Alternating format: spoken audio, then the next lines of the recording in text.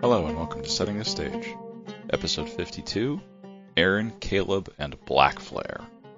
Today's episode focuses on the Black Flare podcast, which just finished its first season. Black Flare uses the Delta Green RPG system, which is designed for Lovecraftian Cthulhu stories set in the modern era. Let's get into it. Okay, today I'm here with Arin and Caleb from the Black Flare podcast. Hi, guys. Hello. Hi. Why don't you say which one of you is Arin and which one of you is Caleb, because we got two voices. Yeah, I'm Arin, the GM for the Black Flare podcast. And I am not Arin. I am Caleb, the executive producer for the Black Flare podcast. Yeah, it's a bit of a different take than usual, because I've interviewed like sort of a GM co-situation or like a GM and a player before, but Sure. never like a GM and like a sort of producer role person for that. I'm curious about how that partnership works, but I wanted to sort of do the normal groundwork I do for episodes, and have you each talk about sort of who you are outside of D&D and RPGs and stuff first. Arin, why don't you go first? Let's see. Outside of D&D and podcasts, I'm this guy that lives in the borderland region in the Midwest between two states. I work at a frame shop, mostly full-time. That's actually where I met Caleb. We frame artwork, photos, stuff like that. The place is actually a gallery. And then beyond that, I spend a lot of time in the woods and chopping wood. All right. And Caleb? Yeah, so like Arin mentioned, we met at work at one of my 2-day jobs. I work in some sort of film and TV stuff as well. I guess that makes it sound kind of fancy, but I do video type stuff as well as doing the picture framing. Yeah, at an art gallery. Outside of sort of Black Flare and the podcasting thing, that's kind of the zone I live in. I like creating things visually, big movie buff, big nerd. Yeah, I play a bunch in several other campaigns that aren't podcasted or anything, just, for fun with friends and stuff like that. So, yeah, that's kind of me in a quick nutshell outside of Black Flare. Yeah, I was interested about that because it seemed like this might have been like an extension of your video stuff through it's the Sunrise River Media, is that right? Yeah, so I have an LLC I have for quite a few years, just out of practicality. It makes it a lot easier for me to bill for contract work and things like that. And afford some simplicity in like writing off expenses and things like that. And that's mostly why Black Flare is, produced under the LLC. It is also media creation, right? It's a sort of an AV thing. Like I can at least write off buying microphones and recording equipment and stuff like that. That's really mostly. It's definitely not a financial venture at this juncture. Okay, gotcha. Did you guys meet and like have the idea for the podcast? Did you like play games with each other before that came about? What's the story there? So actually, Caleb and I were just kind of hanging out. We're both nerds. We did discuss film and stuff, and I had brought up that it was my home group that I play with, because I do play just a ton of tabletop RPGs. If you had heard of Delta Green, and then we started discussing it, and I had actually talked about how I had set up the first campaign or scenario I had run with my group, where I actually had like random people deliver envelopes to them with a green triangle stamped on it, and inside was character sheet and the need to know player's handbook, and I think we both got kind of excited about that, and then that moved into Caleb asking if I wanted to do a podcast, and then we discussed that, and now we're here. Yeah, I was very intrigued and just excited about Arin's use of like real life physical, sort of tools built into his Delta Green game that he described. I mean, I believe he even described getting, I don't know if you got Google Voice numbers to randomly text players from, or had other friends send texts and stuff. So I forgot about that. Aaron was like really playing, the semi-immersive mind games with his home group in Delta Green, which for Delta Green is an excellent fit. And sort of, I believe you loaned me maybe some of the physical books for Delta Green at one point, and I started perusing. And as a film buff, I mean, Delta Green is going to grab most film buffs right from the get-go because it just has so much. The ambiance is very filmic. Yeah. I think you did a really good job in the editing process for that as well. Like the music and the sound editing in the show are really good. Well, thank you. I appreciate that. A lot of that comes out of obviously the excellent collaboration around the table, guided by Arin, who's a well-seasoned GM. That was pretty important to me doing a podcast, to have somebody who wasn't going to get tripped up with the basics. It needed to be somebody who could start from a solid base and then learn some of the inevitable differences between, podcasting playing and just playing for fun. Yeah. All kudos as well to our composer. We have a actual composer who, creates music from scratch specifically for the episodes. Season 1 has, I believe, we're up to 60 unique tracks of music now. So wow, that's been an excellent collaboration. And I obviously, I do all the editing of like the dialogue and stuff. So yeah. Backpedal a bit. Yeah.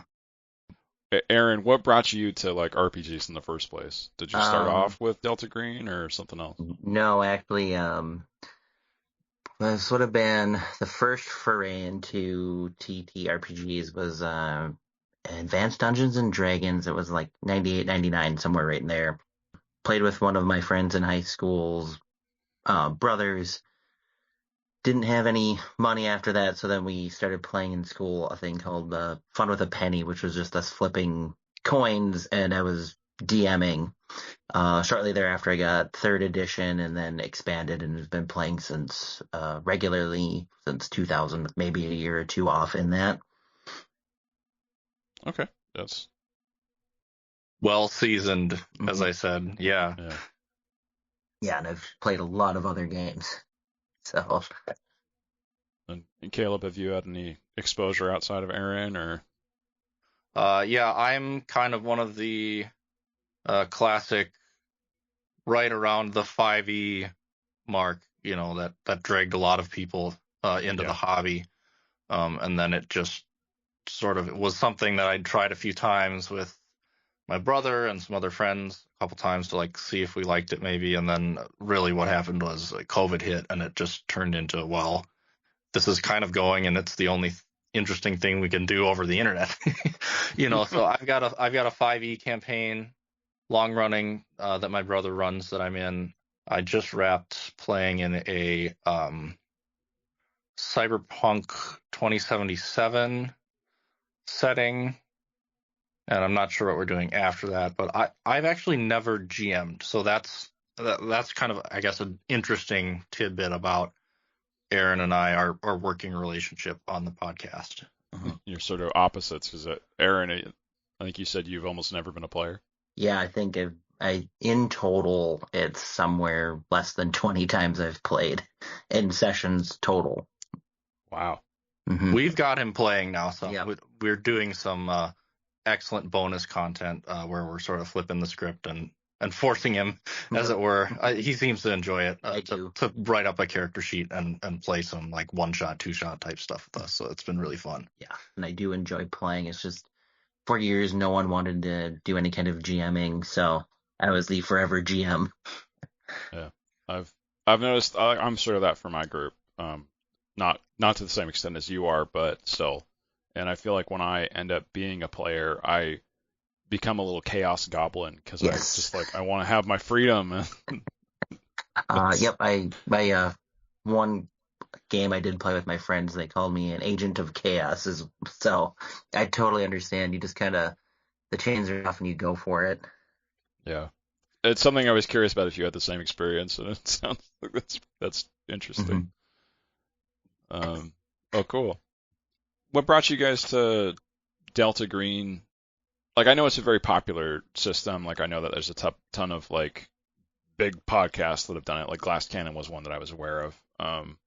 So it's a well-known system, but there's a lot of like Cthulhu or X-File-esque systems that have that modern setting or something close enough that you can squint your eyes and make it work. What made you want to pick Delta Green over those?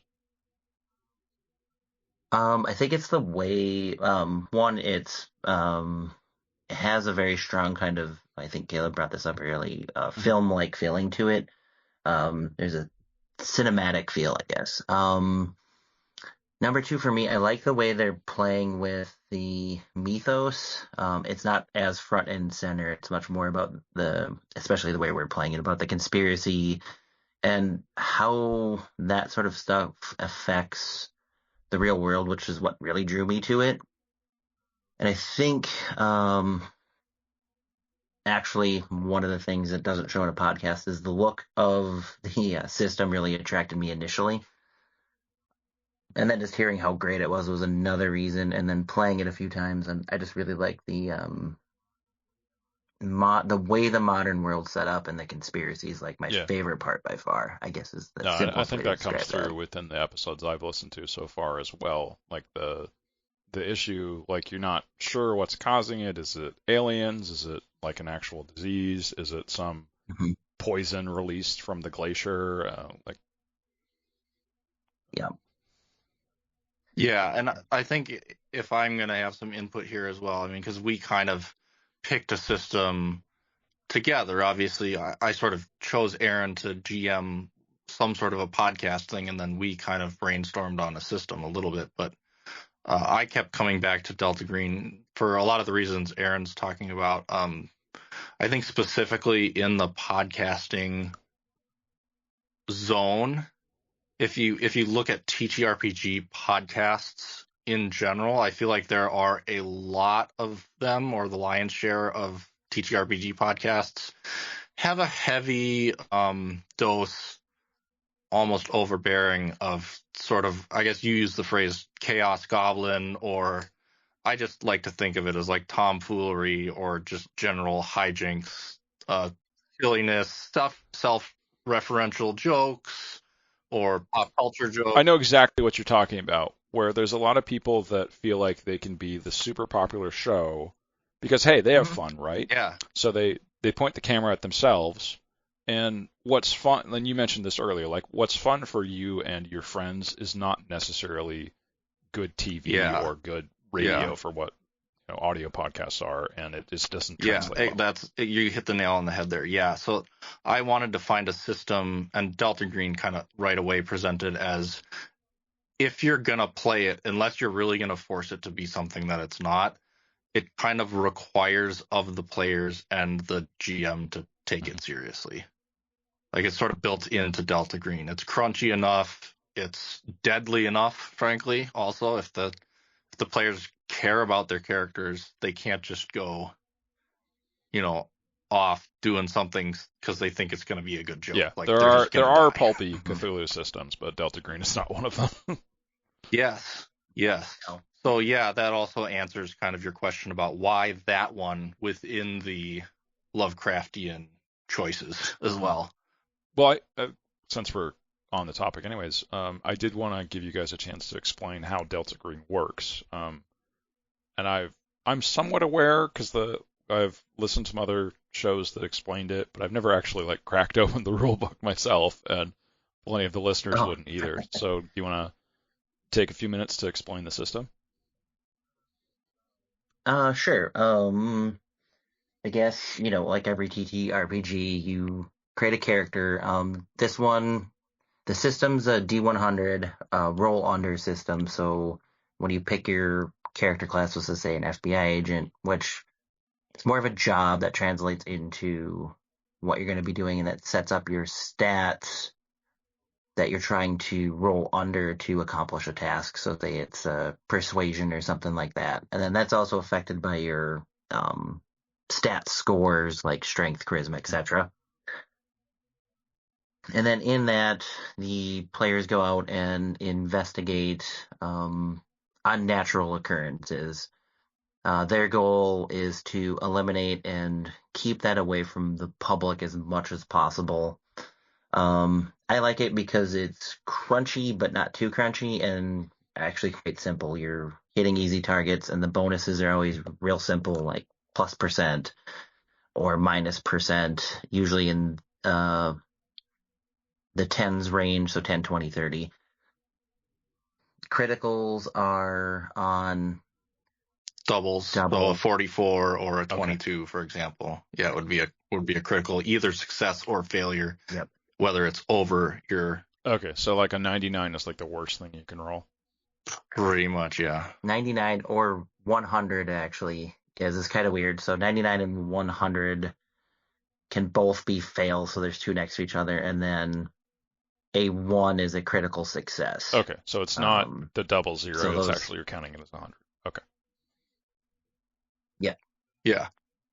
And then to sort of continue on that description of Delta Green, I think probably the two most unique features of the Delta Green system are, one, the way they handle sanity and level ups, which is that you really do not level up. If you fail at a skill check, you can put a check mark next to that failed stat, and then you can roll, I believe it's a 1d4 at the end of the session to add to that stat.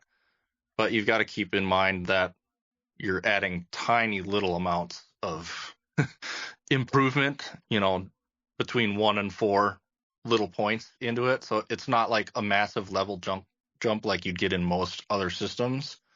And then the second thing which really drew me to Delta Green is that if you crunch the numbers and do the math, the characters are it's a zero-sum game with the character sheet. Like, the math is not stacked to the character improving or surviving over time. So the main mechanic in Delta Green for that is sanity. And as you take hits to your sanity, you have to either hit breaking points, which introduces having like mental disorders or addictions or other issues which negatively impact your character. And then you can sort of like staunch the bleeding of, as it were, of losing sanity by projecting onto a bond. Bonds in Delta Green are generally relatives, friends, sort of normal people in the character's life that they have an attachment to, and you like erode your connection with those bonds in order to stave off taking quite as much sanity damage when you take those big number hits to your sanity. So it sort of creates this narrative feedback loop where the characters are encountering and experiencing horrible things, and then that is eroding their normal real life relationships. Yeah, one of the examples I'd heard about was like, you witness this terrible stuff and then you go home and like yell at your wife and your kids to sort of relieve the stress, but that, bond broken. Yep. Yeah. And then I'm a huge fan of the home scene mechanic, which is after a scenario is done, they go, I think in the book it describes it as a series of vignettes where they kind of play out a plan to try to recover sand damage they've taken, or sanity damage. And that doesn't always work out, so that can actually get worse sometimes where it does more damage, and these characters just start spiraling because the more sanity you lose, the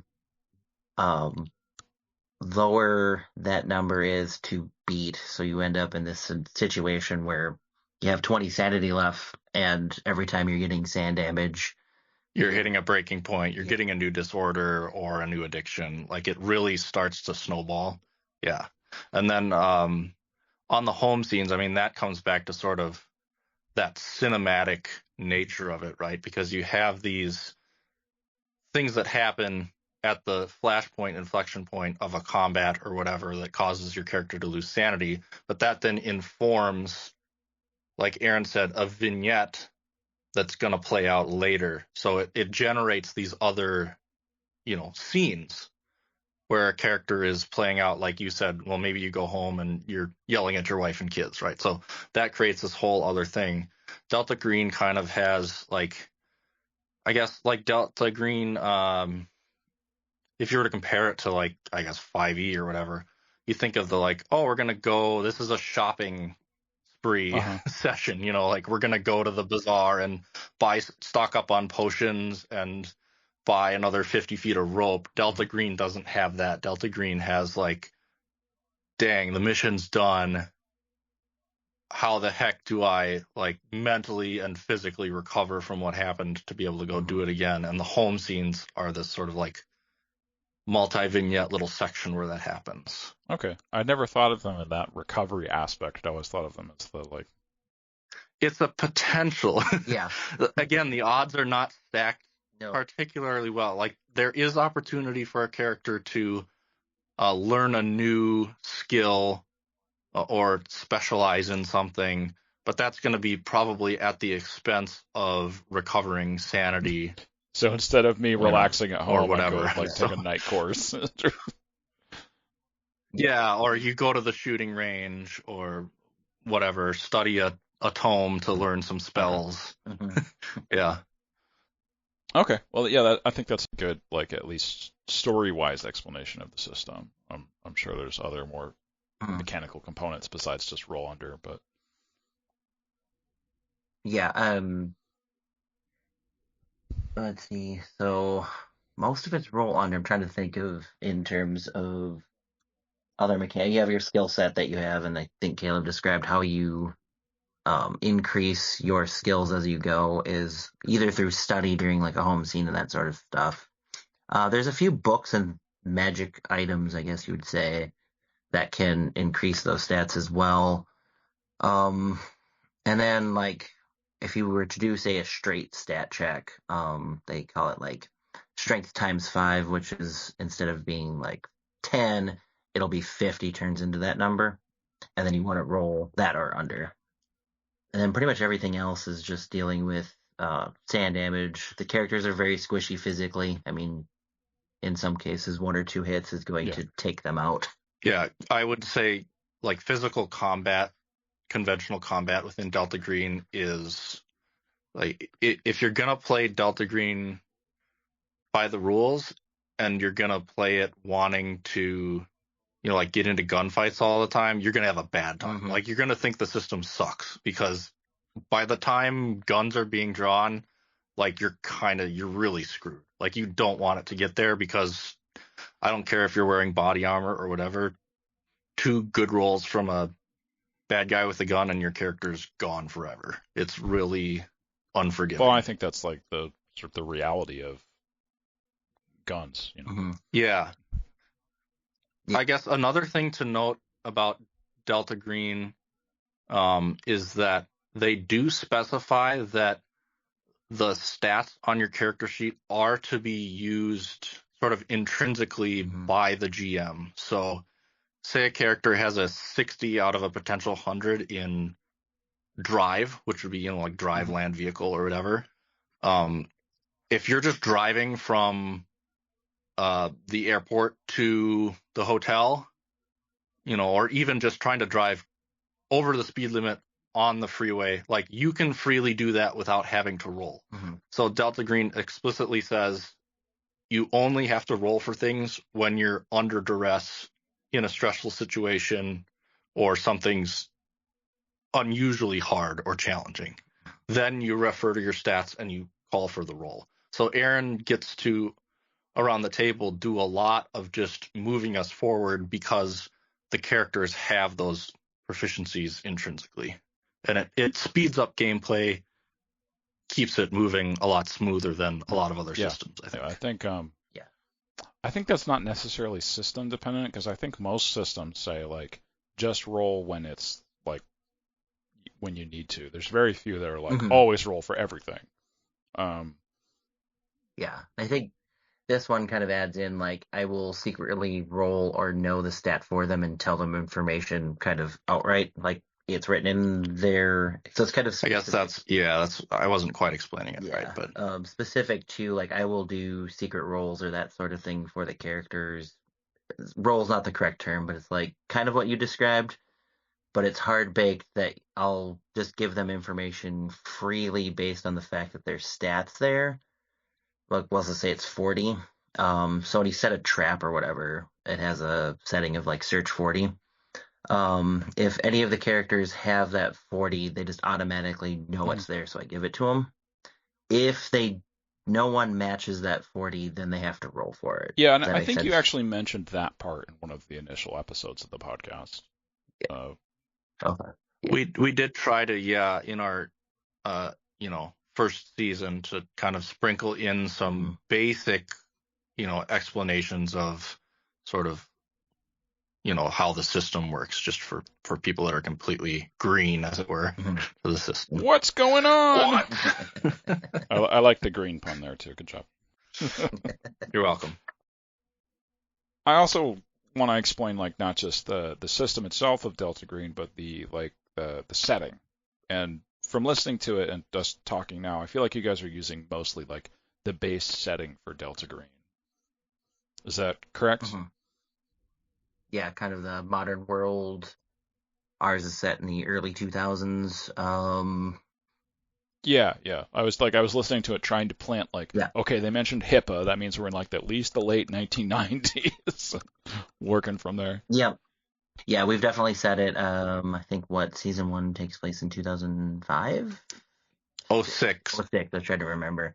Yeah, so Early September, yeah. Yep. Yeah, so we're using the very modern era, but we've modified some of the I guess background story for people that are really into Delta Green, especially handlers. Because the two books, the Handler's Guide and the Player's Handbook, have different things going on, and the Handler's Guide has a massive amount of like history that they've written. I don't want to deviate too far from that because these guys put a lot of work into it, but we've modified some stuff to kind of fit our narrative, which is building into something bigger as it goes along. But it's definitely modern era, taking place anywhere in the United States or maybe Canada, Mexico, this kind of North America, Central America. One thing I think really in favor of Delta Green, for anybody considering like wanting to maybe explore playing it, not even necessarily podcasting, is Arc Dream Publishing. Like, there is extensive documentation. You could get just the Handler's Guide, and the amount of like lore, backstory, significant NPCs within the history of, Delta Green's sort of story. It's all there, even just in the Handler's Guide, to really run for a long, long time. Mm-hmm. There's a lot of meat on that bone. They've done a really good job of having stuff there for people to use. And then there's a bunch of scenarios, compendium source books on specific topics. And there's also, they have like an open license sort of policy where they've basically said anybody can write anything that's, intended to be run with the Delta Green system. We're not going to ding you for it. The only thing is you can't make money off of it. So everybody that's writing stuff homebrew for Delta Green is putting it out there for free, and it's really cool. easy to find. We're personally, we sort of are cherry picking, not intentionally, not from the like main published by Arc Dream scenarios and stuff. There are a lot of great podcasts, as you mentioned, that already play those and play them really well. They're really fun to listen to, but we want to kind of grab some of the other stuff that Delta Green fans have written and created across the web over the years, and sort of obviously also take those and tweak those. Like Aaron said, we are working within some of the lore that Arc Dream specifically has written. Like, for people that know all those books, have read all the Delta Green stuff, there will be significant NPCs that they will recognize, even if our players maybe don't. But we're sort of putting our own spin on it, which, I mean, I think anybody playing TTRPG in 2024 is probably putting their own spin on things anyway. So you have to run this specific adventure path and make no changes, and I won't take any other answer for.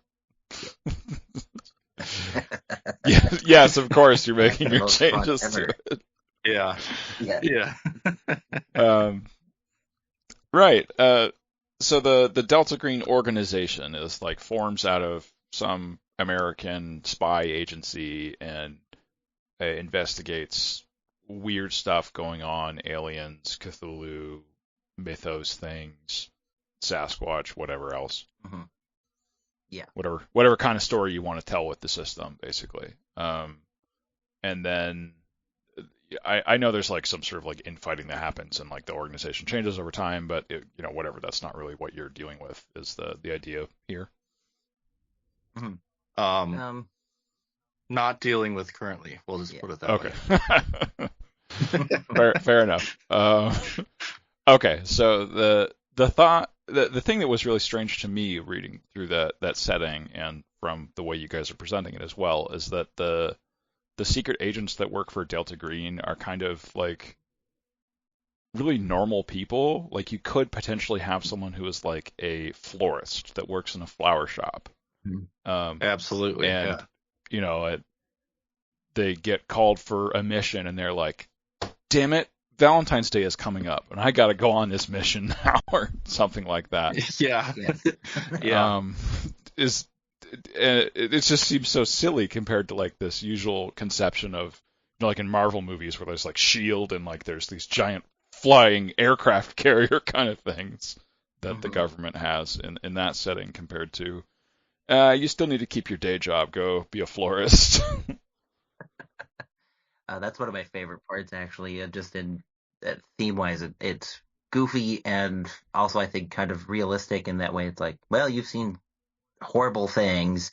You got to go take care of another horrible thing. Too bad. Figure it out, and then you have to go back to work half broken. Well, it's just that the part that's odd to me is that the government is asking people to do these things, but not paying them enough that they can't just not work a day job. Yeah, like you can kind of choose two tracks in Delta Green, one of which is a mode where, these are, doctored up official government operations. Maybe it's under the cover of like, oh, we're going in to clean up an oil spill when really you're, cleaning up alien wreckage or whatever, but you do have the badges and the authority, and it's kind of like covered up under government operations. There's the other flavor of Delta Green, which is like, yes, some of these people work for the government and they leverage their like contacts within the government to sort of get things done, but Delta Green exists as its own clandestine sort of organization. And I think that's generally where the difference comes in, really in like character creation and like what characters your players want to create will sort of determine probably which of those tracks you go down. If they're all playing sort of government adjacent people for the most part, or somebody that would be considered like, an FBI analyst or something like that, it's like you can justify them being on the books, but there's also the off the book version of Delta Green, which is more in the vein of what we are running. This is like basically the prerequisite in that case for somebody being part of Delta Green is that they've been exposed to the unnatural at some point in the past, because the whole idea is to contain it, right? So, well, shit, who are we going to use to contain this in the future? It's like, we're not going to grab some new person. We're going to grab somebody who's already seen something. Yeah. And it's more like a sort of a government contractor kind of thing. I guess it's not quite government, but still. Yeah. It's kind of just somebody calls you and says, there's something going on. You and your friends need to go deal with it. Yeah. And you mentioned like characters don't grow that much stat-wise, but like story-wise, could you sort of go into this position where you become more of a like official agent instead of. Oh, absolutely. Yeah. Yeah. Definitely. Okay, cool. Yeah, I think that's assuming characters survive. That's kind of the track they end up going down. Yes. It's mostly that characters do not grow in a positive way.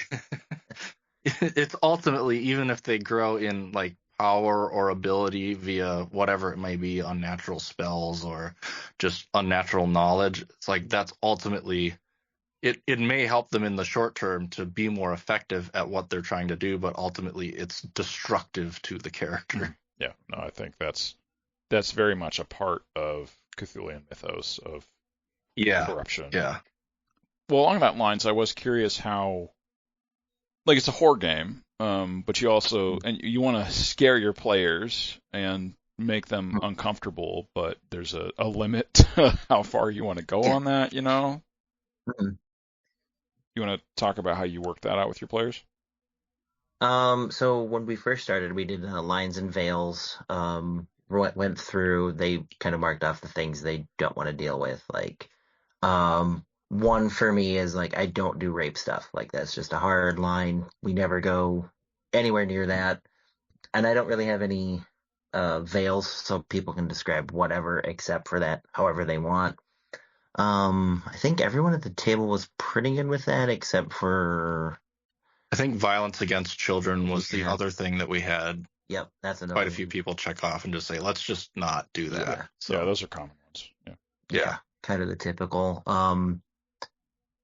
And then we had a kind of brief discussion on like how to handle mental illness, and it's like the way the game is set up because of how most of the people break, it's pretty extreme.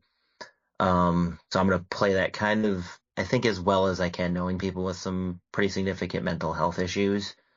That I don't want to make it like I either want to make it so ridiculous that it is a parody or subtle and realistic, but not play it like it's something that isn't actually serious. Mhm. So that was a kind of brief discussion we had kind of in a session 0. Beyond that, I mean, I tend to try to lean into the overall existential dread of this game world. And I think everyone at the table enjoys that. Hopefully the listeners do too. I tend to be pretty terse. I try to leave as much to the imagination as possible. So that's worked really well in my personal opinion. Yeah. The terseness. Like there's a level of fear that has been slowly built up around the table with our players, just by nature of them like not being able to fully figure out what the hell is actually going on. Like that is, I think, a key part of if you're going to run Delta Green really correctly and keep that, uh, you know, Lovecraftian zone, alive and well the way it's intended to be run is like it's not something where the players are meant to solve the mystery and go home satisfied that they figured out the monster's mechanics and defeated it. Like if they go home frustrated and not exactly sure that they figured it out, but at least it's dead, like you've probably done your job right. Yeah. That's kind of Delta Green. Yeah, it's not Scooby-Doo. No, definitely not. Not even like Supernatural or Buffy, where they're trying to sort of kill the thing and they're making silly jokes and going to high school the whole time. Yeah, I think like the safety tools about like you talked about like topics and events that you don't want coming up is like a fairly typical thing. And I feel like the difference in Cthulhu Mythos games is that there's often much more a feeling of like being powerless in a situation compared to other RPGs where usually I have a solution that will get me out of this. Yep. So that's the biggest difference that I'm aware of. And that's just the intention, right? Accurate. So do you need to really do anything to make that sort of okay for your players, or it's just like, this is the way it works, guys? I think it's just that this is the way it works, guys, and these are just the areas we're going to avoid that kind of hopelessness with because they're so uncomfortable or reasonably like just legit like there's not a good way to play that, I think. I mean, I guess somebody could, but it's not something I'm comfortable with. But yeah, it's just playing off of the good luck, here's the bad. And then, but this group here really enjoys that part, I've noticed. They really lean into how uncomfortable they actually are, and how uncomfortable their characters are in that sense. I think the fact that we're podcasting this actually may also sort of intrinsically, it alleviates some of that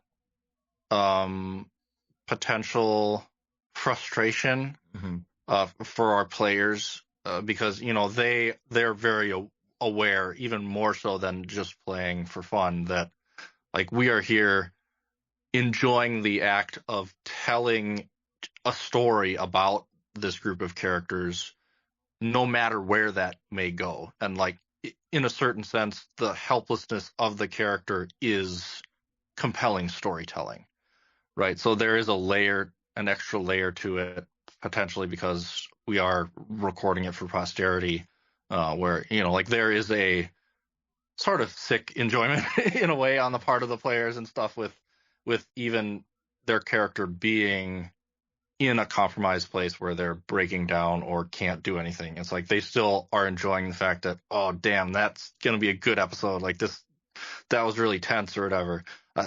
If you're playing just with your friends around the table, you want to make sure that like people are still comfortable with that, and that people aren't just getting frustrated or feeling like they're getting railroaded or just beat to hell. But it feels like less personal because of the sort of more literal shared creation aspect of what you guys are doing. Yeah. Okay. And I think there are table groups that are comfortable enough with each other to do that. On my cyberpunk group, definitely got there at a certain point. I literally hid behind a bar and drank tequila and let the other two characters die in our final session. So like it really depends on the people you're playing with and what you're doing. But there has to be a shared understanding. Yeah, one of my players, one of the things he was talking about for this was like being okay with having like characters make mistakes and make like non-optimal decisions. Like knowing that it's that way, but because that's the more interesting choice for the story. Yeah, for sure. I try to I lay out a lot of options, and then they kind of decide where they go. But often they're put in a situation where it's definitely not optimal.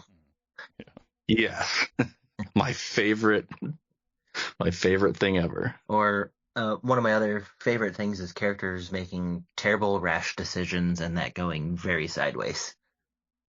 Yeah, definitely. That's where the good drama comes from. Yeah. How did the play group form that you have for the show for Black Flare? I'll let Caleb handle this one actually because he set that up. All right. Yeah. I mean, this comes out of sort of the, like you mentioned at the start, like it's not necessarily a normal thing for there to be like an executive producer on a TTRPG podcast. Like a lot of times that falls to someone who's playing or the GM or shared duties between a couple of the people around the table.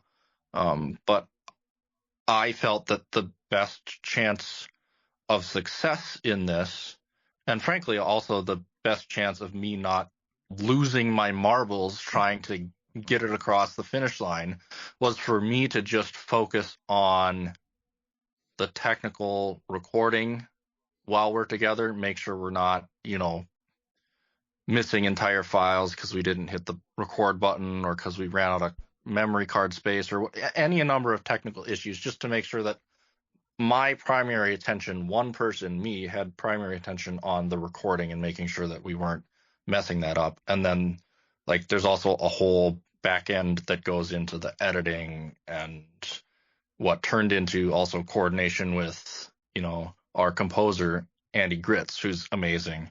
But I actually wanted, once we sort of had landed more or less on Delta Green, Arin and I kicked around the idea of like, well, do we pull some of his people from his home group who like have played Delta Green before, some of whom I do know, casual acquaintances, but I felt that I had a really unique position where I was pretty confident I could pull up some friends from, my long-term friend group who don't have exposure to the Cthulhu mythos. And that definitely turned out to be true. So our unique approach among Delta Green Cthulhu podcasts, I think I would say fairly unique to us, is that our players don't know the ins and outs of all the Lovecraftian stuff. So I picked the people, approached the people. It was very interesting. So Arin didn't know personally any of the players, and none of the players personally knew Arin.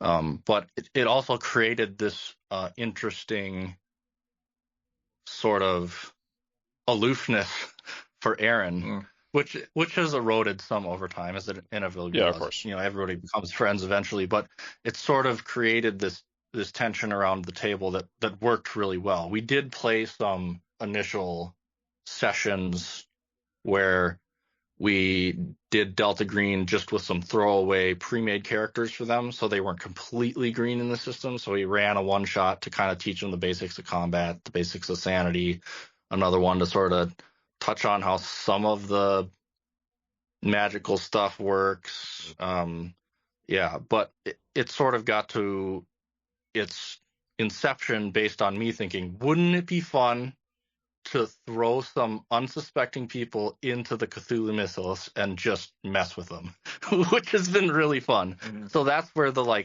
coalescing of the group came from, was that idea of what if the GM knows everything and the players know nothing? Because if you read the Delta Green source books, that's kind of how it's supposed to be. Like, the Delta Green agents aren't supposed to talk to even each other about the unnatural things that they're exposed to.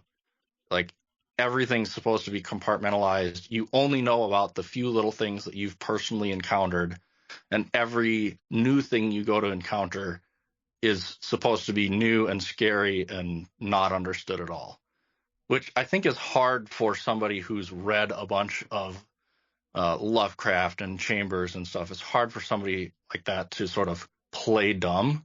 I figured it'd be easier for the players to actually be clueless. Yeah, they'll be more willing to walk into the traps that our genre savvy person will definitely be aware of. Yeah. It's been very interesting. For example, we have a Discord, and of course, a lot of the people who listen and are, chatting on the Discord, they're the people that I'm talking about who know not only Lovecraft, but the Delta Green books, like some of them back to front. And they're chatting about, oh no, why'd you do this? How did you not know that? It's like, guys, you got to remember, these players do not know all the stuff that you know. So they're not connecting all these background dots. And it creates, I think, a really fun sort of experience for the listeners where they're connecting dots that even the players aren't. And we get to sort of sow those seeds in season 1 and now some in season 2 as well, where the players have no idea what those seeds are leading to. But a lot of the listeners will know, oh no, that character or that entity was mentioned in passing. Arin knows all this stuff. He's working this in, even though the players don't know. So for the listeners, we're building this background buildup of tension of all these horrible things that are hanging over the characters while they're just kind of clueless. Well, yeah, you kind of get that when you're reading the short stories as well. Like it.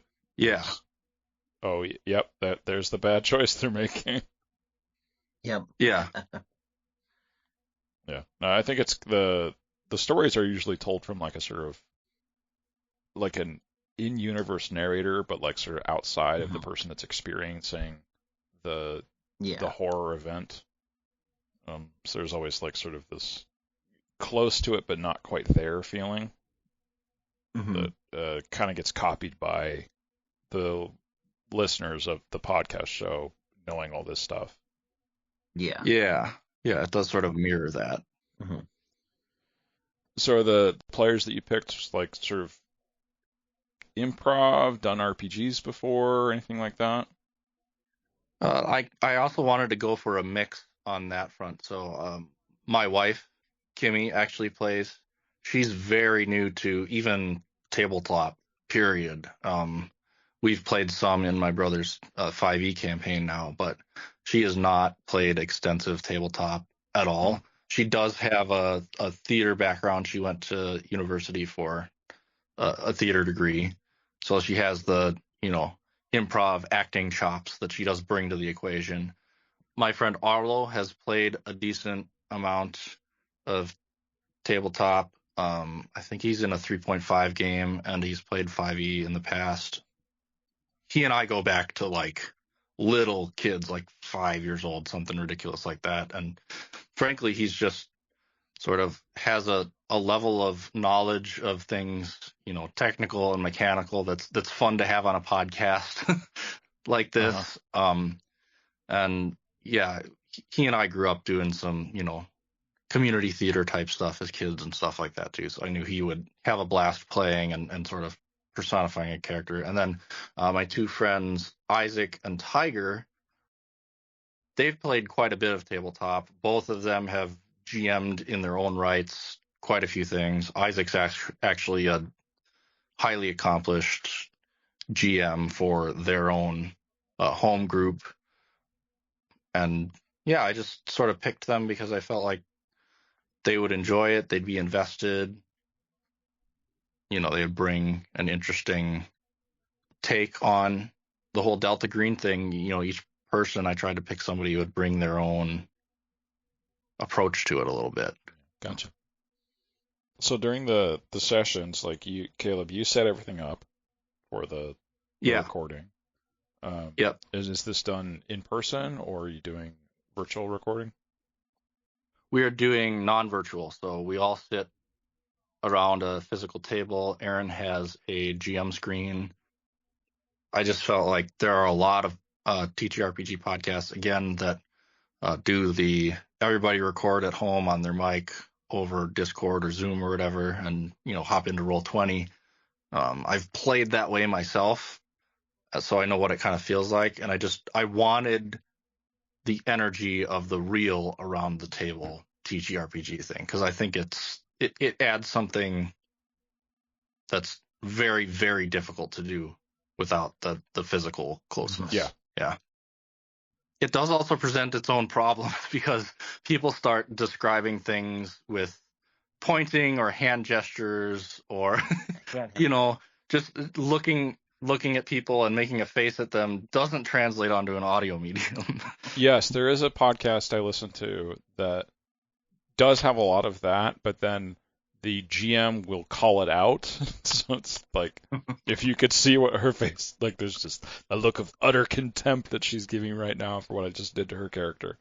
Or, something. We do some call outs too. Yeah. The GM right here is the number one offender of hand gestures to describe things. So. Oh man, that's funny. So you're setting everything up, and then I'm curious what you do after that point. Are you just sort of like an observer? Like, is it because I'm assuming you've done this enough times, everything runs smoothly. Yeah, even from the get-go, I'd say everything has run quite smoothly. We haven't had any like catastrophe recording issues or anything like that as of yet. I kind of serve the role of helping track things that, honestly, if you're playing at home with your home group and you're not recording for a podcast, these things are completely irrelevant, right? But like, there's a lot of things to do with just factual continuity that, frankly, when you're podcasting something, you can't say one thing in one episode and a different thing in another episode. Like, the truck was white, and then next time you say, I don't know, I think it was blue, and it was an automatic, not a manual. Or how many rounds of ammo are left, or how far is it to drive from this place to that place, or even, in Delta Green, what time is it currently is an important question, because Delta Green does specify like economy of time specified to tasks. Characters can't just choose to do a million things all in one day because all those things need to get done. Like you have to sort of pick and choose your objectives. So I kind of am I call it continuity checker, and we all do it collectively, but it's kind of helpful to have one person doing that because there's 4 other people and they're trying to stay in character, and the 5th person is Arin, and he is doing the really important job of all the NPCs, describing describing everything, trying to, actually we just finished watching this movie with everybody a few minutes before recording this. If you've ever seen Wallace and Gromit's, Yeah, I've seen them all. which one is it? The Wrong Trousers. Yeah. The classic Gromit laying the track down in front of the train is like the epitome of all GM activity. Yes. The amount of time that Arin and I put in, like working at the work table at work, talking about, oh, what if they do this next? Then maybe this will happen. And what if they make that choice? And then that'll happen next episode. And then we get to recording and they completely do something different. I mean, I don't care if you've GM'd one session before in your life or you've GM'd hundreds like Arin. Every single time the players are going to do stuff you don't expect. Yeah, one thing with that too is like when we're having those discussions, it's nice because I can bounce a lot of ideas off of Caleb, and he's really good at kind of reining me in a little bit because I tend to go pretty hard sometimes, and then occasionally he'll be like, "Well, you can go just crazy with this," and I'm like, "I'm going to," or I'll tell him that no matter what, this is happening. Also helps me keep kind of a fluid thought when I don't have to pay attention to like when we're playing. If someone is like talking over, happens to sneeze and I don't catch it because I'm caught up in reading my notes, Caleb will catch that for me, which is great. Some of the other group will too. It just depends. But yeah, I do some minor. I've learned to do less of this as time has gone on, but I do some minor editing in moment. Essentially, like if somebody says something that is important to the story and what's going on, and somebody else is for some reason making a side comment or having even a side giggle fest, frankly, with somebody else or whatever, like I'll say, hold up, you said something, say that again cleanly without everybody else talking over you or sneezing or whatever it is. Like, and the group has learned as a habit that I'm going to do that, so they do their best now to not,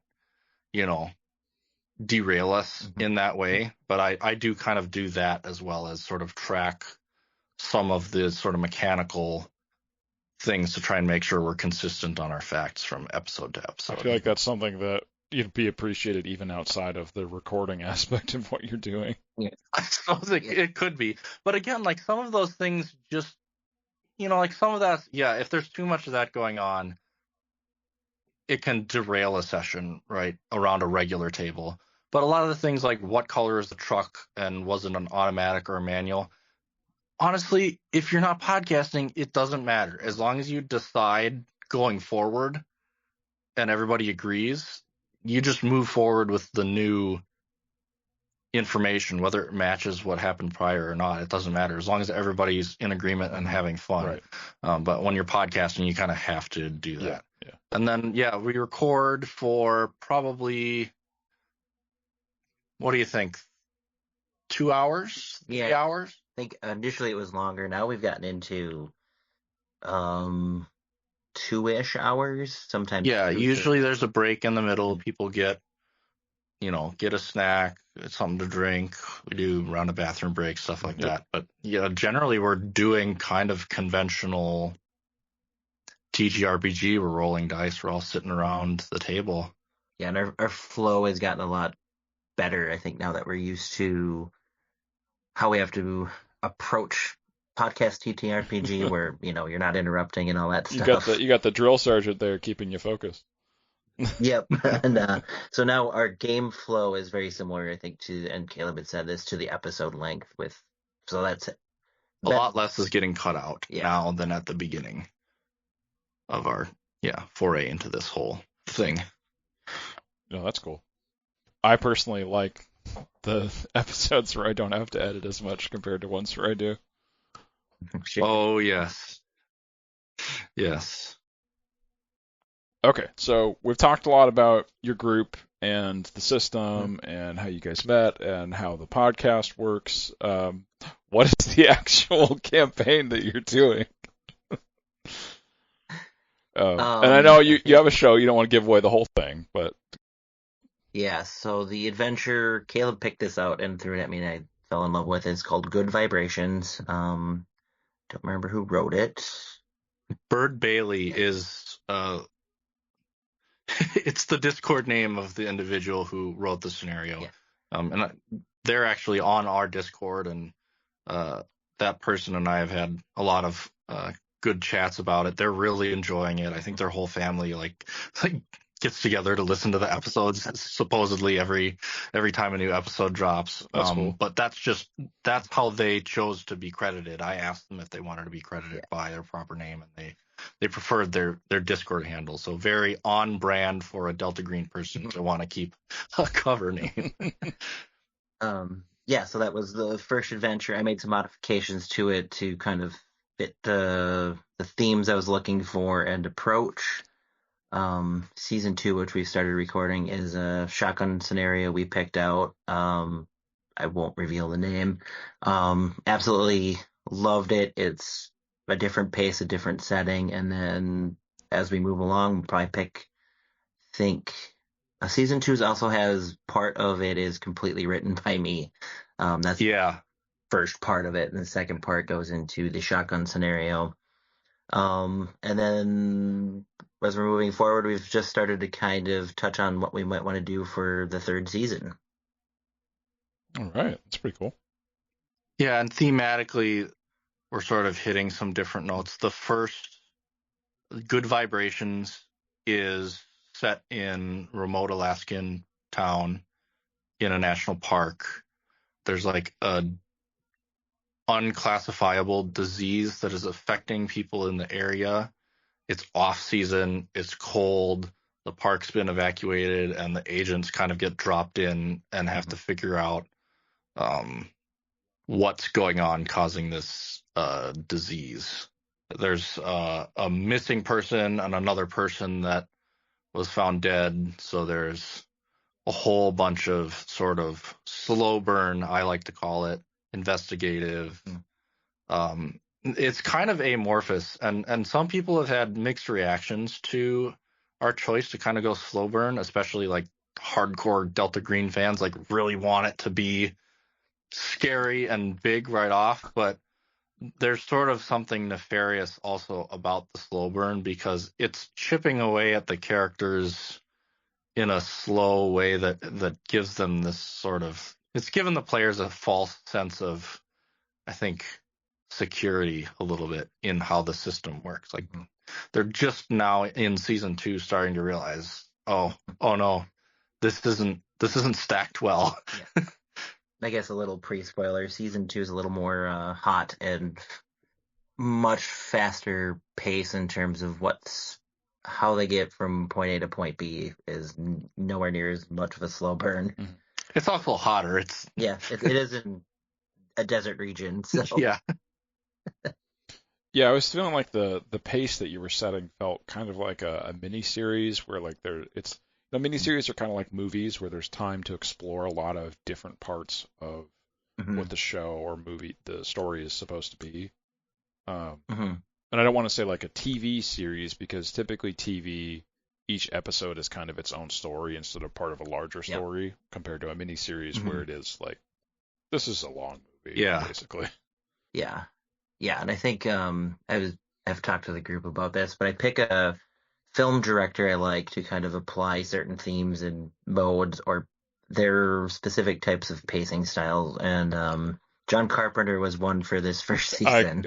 I got the feeling. What's the second season one, Aaron? Part 1 is Coen Brothers, and Part 2 is Sam Peckinpah. All right. But yeah, I felt like easily you could have layered over like the Thing soundtrack for some of the stuff I listened to, and it would have worked perfectly.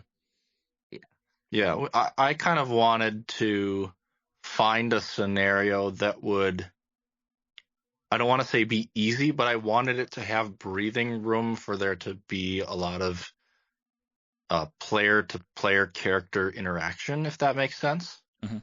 Because I really wanted the first season to set the stage to serve the characters really well in establishing the character dynamics, some of the just characterizations and frankly give the players space to kind of flesh that out and explore it and solidify it before we just throw them, straight into hell. Yeah.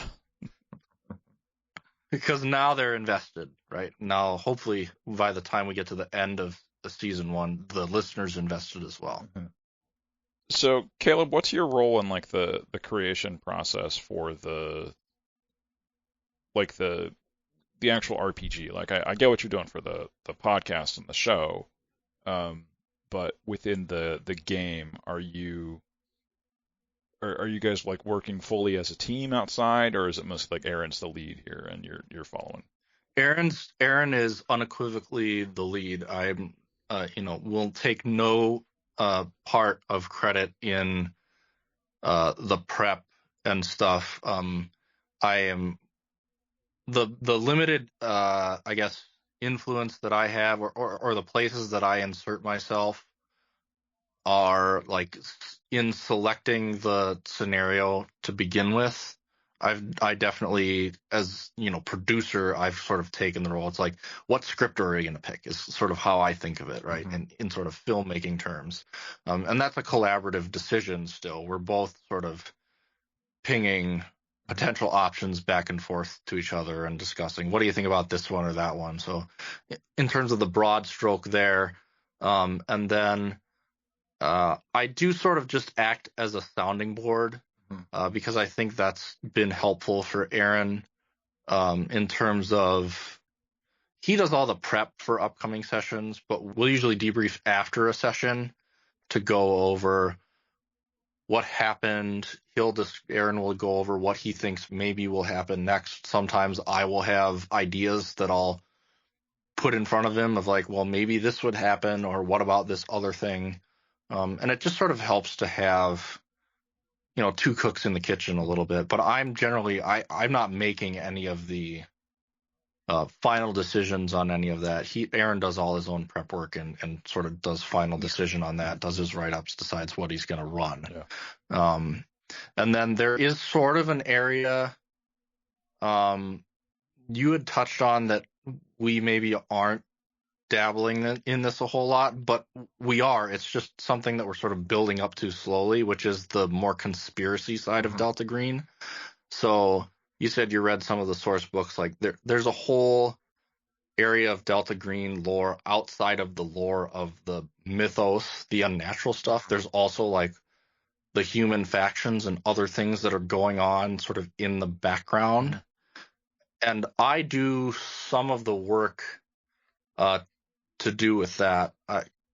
Not exactly writing, but we sort of have a trajectory and some specific inflection points in that our characters will eventually encounter when it sort of coalesces to that point. So I've been doing some work on sort of the broader strokes of that, just to make sure that we have something in mind as we do the very specific work that Arin's doing of running the individual scenarios. If we want to, say, throw a character in here that will be relevant later, or an unnatural element somewhere else that we might circle back around to later, Okay, and sort of having in mind some of that, longer stretching story, as it were. Sounds like a producer role.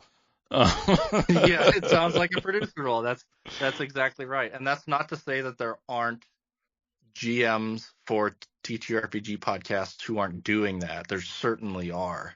And I would actually suspect that there are a decent number of TTRPG podcasts where everybody is kind of doing some of that.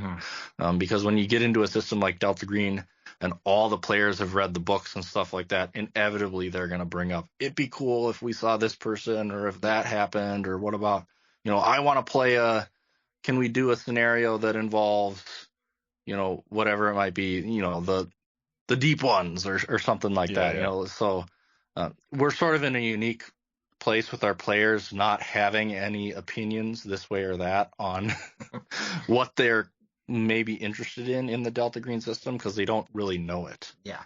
And yeah, Delta Green affords you that ability because the player's handbook that the players get does not have any of that stuff in it. Like, it doesn't have the history, it doesn't have the backstory, it doesn't tell you about the monsters and their stat blocks, none of that. It just tells you, here's the characters, here's how the character sheet works, here's how you play as a human character within this game. Wow, that's way more bare bones than I thought it was. Yeah, it really is. Yeah. So that was sort of, that circles back to, we covered this a little bit already. It's like one of the things that drew me to Delta Green was like, technically, you can tell they designed it with that in mind. Now, the target audience that's going to play it is going to be a bunch of people that have already read Lovecraft. So generally, you don't get to do that. Mm-hmm. But in throwing together a fresh group, I couldn't pass up on the opportunity to, subject some unsuspecting friends to Lovecraft. Yeah. Well, you mentioned like using like Caleb. Aaron, you're using like Caleb as a sounding board for your ideas. Mm-hmm. Yeah, for sure. And I feel like that's something that's very common as a DM. Like I use my dad for that. He's the one that like taught me how to play. So nice. And sometimes my wife, but she doesn't like RPGs, so that's not as useful a resource as it might be. But yeah, I've interviewed tons of DMs, and a lot of them have a family member or they're of someone who's not in the group to speak to for that kind of stuff. So it still ends up being. Yeah. Yeah, I think it's such a useful tool. Yeah. Yeah. A lot of what I do for Aaron is just, honestly, it's just affirmation. Mm-hmm. It's really not that he needs the help or needs somebody to tell him yes, but it just gives him, I think, this extra boost of confidence when I say like, oh no, you're right. That should be a D12 damage or sanity roll, or like, you're not going too hard on that. Like that's how difficult that should be, or that's how dangerous that should be, or oh no, they can't just, worm their way out of XYZ situation. Like, they've gotten themselves into it. They're gonna be repercussions, like sort of reaffirming for Aaron some of his potential directions so that he's confident around the table in pushing, certain interactions or certain events. You got to be mean to your players sometimes. Oh yeah, and I've said this before. Play a lot of OSR games or old school Renaissance, and a lot of them are really meat grinders. Yeah. And coming into the podcast, I had to kind of temper that in myself. So that's where Caleb's been a good sounding board. Is this too murdery, or is this not murdery enough? So, and that's worked out really well, keeping that balance. Yeah, I see my role as an executive producer, which I think is apt, is sort of steering a little bit and nudging every once in a while that the already excellent talent that I have on tap. I've had also very similar discussions with concern to our composer that we've worked with. I gravitated to his music, and then immediately when he started scoring the first episode, it was like, oh my God, these tracks are amazing. We can't use them. Like, you've got to save these for episode 8. I can't have this going hard in episode 1. Like, you got to tune this back, man. So like there's definitely sort of a steering the ship role to what I do. Yeah. But Aaron is absolutely, if you're wanting to talk who's GMing, steering the bus as we're actually playing the game around the table, it's 100% is Aaron. Mm-hmm. Have you heard the Poseidon soundtrack? I feel like I've seen the film. I don't know that I've specifically noted the soundtrack of that film. Okay, so this is exactly what you were talking about, like the mistake of going too hard at the beginning. The opening theme for Sure. the Poseidon is just this Yeah. amazing swelling of horns. It's so good, and it just that's the first 4 minutes, and the rest of it is just downhill from there. Okay. Another example of that, which, I would guess a lot of the listeners of both your podcast and ours probably checked out recently, for me was Alien Romulus. Uh-huh. I don't know if you watched that one, but on a story level, that film was just, to me, was like, oh my God, you just, like, you blew your whole load right up front. It's like, okay, there's, 400 face huggers in like the 10th minute or whatever. It's just like way off balance in terms of believability and, survivability and everything else for anybody that's, paid any attention to the Alien franchise. Well, it's like this. It's just like this idea for movies completely where messed you have up. to have like an escalation of conflict, right? So like there's this idea. Yeah. The first scene is a foot chase, the second scene is a car chase, the third scene has to be a plane chase. Then they have to go into space, and like this is some people's complaint about Fast and the Furious franchise because it's kind of gone that way. Yeah. It's sort of circled back on itself and become the poster child for that in an intentionally entertaining way, I would say. Mhm. But yeah, that's sort of something that we have in mind with how we're picking scenarios and thinking of this as a season over season project, is that, one of the reasons the first one is slower, more investigative is, again, it's like, well, if you go turn it all up to 11 in the first scenario, people are going to be bored by the second one and the third one. Or if you work yourself way up to something crazy and then in the fifth season do something slow, people are going to be like, what the heck's going on? Why did this podcast like slow way down all of a sudden? So it's kind of like, this is our opportunity to walk before we run, because once the characters start running, well, actually they're probably going to die. Yeah, I was going to say, you also want to like have the listeners and the players themselves form connections with the characters before you start killing them. Yeah. It makes the death so much, for me, bittersweet, I guess, and for everyone else, maybe bitter. It's okay. You can embrace your inner sadist when you're talking about this.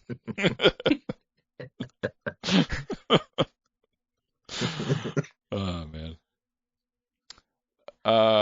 Well, yeah. Is there anything else you guys wanted to talk about for the show or the game or whatever else? No, I think that covers pretty much everything, at least that I can think of. And Yeah, I would just encourage anybody that, if you're listening to this and you're thinking, oh, Delta Green sounds different, it sounds interesting, it sounds fun, I would say, first make sure you kind of read through it. You can get the PDFs for both of the books, the core books, pretty inexpensively, I think. Yeah, try and find some friends to play it with, because it's like the nature of really not having to do anything till you're in trouble and everything for the most part being D100, like it's a really streamlined system to run while having a lot of, mechanical detail. It's quick to run or easy to run, smooth, but not at the expense of depth of, the mechanics and stuff. It's got good deep mechanics to it. Yeah, just make sure your players are ready to maybe have a character or two die, because that also Yes. on the table. You want to form connections, but you also want to understand that characters are somewhat expendable for the sake of the story. yep, that's a really important thing for this game, is understanding that principle. Yeah, that can be hard for people that don't know going into it that you're probably going to have a character die. Oh, yeah. Yeah, if you're into, conversely, if you're into like Hero's Journey, I want to pull the sword from the stone, go slay the dragon, like feel good about being the conquering hero, whatnot. Not the game for you. Sorry. Yeah, definitely not. All right, thanks, guys. I always end with like asking for some like advice for DMing. And Caleb, you've given some great advice for like making a show about podcasts, a podcast about D&D. Yeah, I'll leave this to Aaron now. Thank you. I'm clueless. I guess my main rule I say is when, especially if you're picking up a new system and don't know it, get familiar with the rules. But when you're at the table, set the rule book aside and just play the game because it's really about the interactions and having fun at the table. If you mess up, you can always go back and fix it later. In podcasts, we don't really have that luxury in some senses, and I'm sure I've made mistakes, and that's going to happen.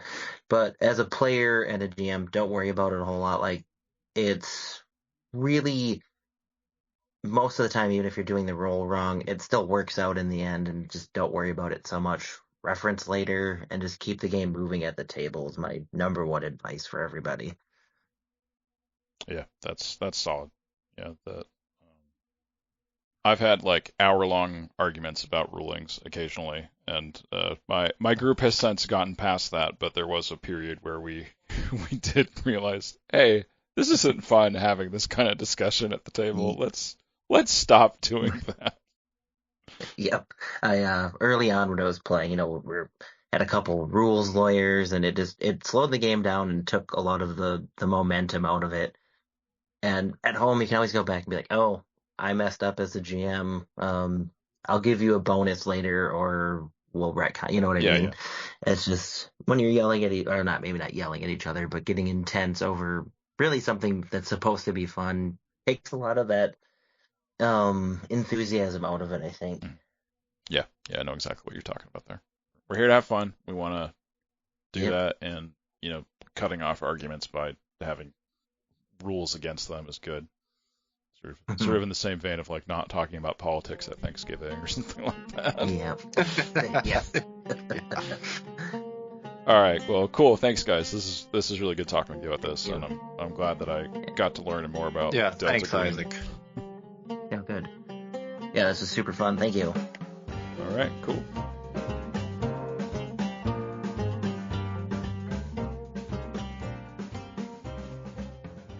If you've enjoyed learning more about Black Flare, you can check them out at blackflarepod.com. They've got really great podcasts about horror and really amazing sound editing and songs that are included. So I'd definitely recommend it. Go check it out. Thank you for listening.